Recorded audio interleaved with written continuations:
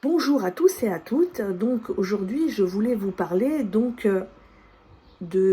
phrase qui est écrite dans la parole de Dieu, c'est vous avez reçu gratuitement, donné gratuitement. Alors qu'est-ce que cela signifie? Cela parle de l'évangile, la bonne nouvelle. Elle vous est donnée gratuitement. Vous l'avez reçue gratuitement. Et donc vous devez la donner gratuitement. La bonne nouvelle ne se monnaie pas. Cela ne veut pas dire, et beaucoup confondent, en fait, vous avez reçu gratuitement, donné gratuitement, donc ça veut dire que on doit nous donner une Bible gratuite, les artistes doivent nous donner les CD gratuitement, par exemple, et des choses comme ça. Certains chrétiens sont surpris parce qu'ils se disent « Oui, mais vous avez reçu gratuitement, donnez gratuitement ». Eh bien, cette phrase-là s'applique à la bonne nouvelle. À la bonne nouvelle. Elle ne s'applique pas, par exemple, à un artiste qui va vendre ses CD et donc on va aller lui dire « Ah ben, vous avez reçu gratuitement, donnez gratuitement ». L'artiste, il a engagé des frais pour pouvoir produire son CD. Il a engagé des frais pour la couverture. De même qu'un orateur qui va vous vendre des livres à la fin de sa prédication, ça coûte cher d'imprimer un livre. De faire la couverture, de l'imprimer, ça engage des frais. Et il est normal que les artistes, les orateurs rentrent également dans leurs frais, même s'ils font confiance à Dieu. Parce qu'il est écrit aussi dans la parole de Dieu que tout travail mérite salaire. Par exemple, vous ne vous imagineriez pas aller au travail et ne pas être payé. Eh bien, les artistes chrétiens, c'est la même chose. Parce que quand on est un artiste chrétien, eh bien, on doit aussi être payé. Il est normal que l'artiste soit payé, le concert il n'est pas gratuit et les CD ne sont pas gratuits, les livres ne sont pas gratuits. Ça ne veut pas dire qu'il ne peut pas se produire gratuitement ou qu'il ne peut pas faire cadeau de CD ou de livres. Mais tout travail mérite salaire et certains chrétiens se servent en fait de cette phrase « vous avez reçu gratuitement, donnez gratuitement » pour justifier le fait, en fait, qu'ils doivent avoir tout gratuit. Et non, ça ne marche pas comme ça. Parce que même la Bible, elle n'est pas gratuite.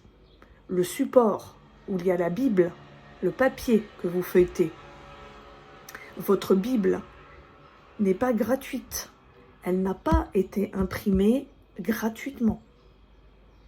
La couverture, ça n'a pas été fait gratuitement. Il y a des gens qui ont travaillé pour ça. Donc votre Bible, elle n'est pas gratuite. Certaines, elle va coûter le prix certaines Bibles vont coûter le prix d'un café, d'autres vont coûter par exemple 15 euros, 20 euros, etc. Tout dépend comment, par exemple, est reliée votre Bible, etc. Mais il ne faut pas confondre. En fait, vous avez reçu gratuitement, donné gratuitement. C'est la bonne nouvelle de l'Évangile que vous avez reçu gratuitement. Et c'est celle-ci qui ne se monnaie pas. C'est gratuit parce que le salut est gratuit. Donc, ça n'a rien à voir, si je puis dire, avec les artistes chrétiens, desquels il faudrait par exemple obtenir la gratuité parce que certains ont mal compris dans la parole de Dieu que vous avez reçu gratuitement, donné gratuitement, que ça s'appliquait au salut, en fait. Et non pas, par exemple, aux artistes chrétiens, etc. Voilà. Eh bien, écoutez, c'est ce que je voulais vous dire modestement aujourd'hui. Voilà. Donc, je vous rappelle, vous avez reçu gratuitement, vous avez reçu le salut gratuitement. Le salut, il est gratuit. Parce que Jésus a payé le prix. Et il vous offre gratuitement le salut. Il vous offre gratuitement la vie éternelle. Et Jésus a déjà payé la note. Donc le salut ne se monnaie pas. On ne peut pas faire payer le salut. D'ailleurs, on n'aurait pas assez d'argent, assez de biens, assez d'or, assez de billets de banque pour acheter le salut. C'est impossible de pouvoir acheter le salut. Le salut est entièrement gratuit. Jésus a payé pour ça. Par contre, dans le monde séculier, dans le monde chrétien, tout travail mérite salaire. Quand vous travaillez pour un patron, il va vous payer. Il en est de même pour les chrétiens, lorsqu'ils travaillent au service de Dieu pour la production d'œuvres. Ça peut être des CD, ça peut être des livres, ça peut être de la peinture inspirée par le Saint-Esprit, ça peut être moult choses. Eh bien, eux aussi, ils doivent avoir récolté le fruit de leur travail. Donc c'est normal qu'ils puissent bénéficier, jouir du prix. Par exemple, si vous leur achetez un CD, ben, ils vont jouir du prix de leurs œuvres, si je puis dire. De leurs CD, de leurs livres. Voilà. Mais je sais qu'il y a certains chrétiens qui pensent en fait que ben, vous avez reçu gratuitement, donnez gratuitement.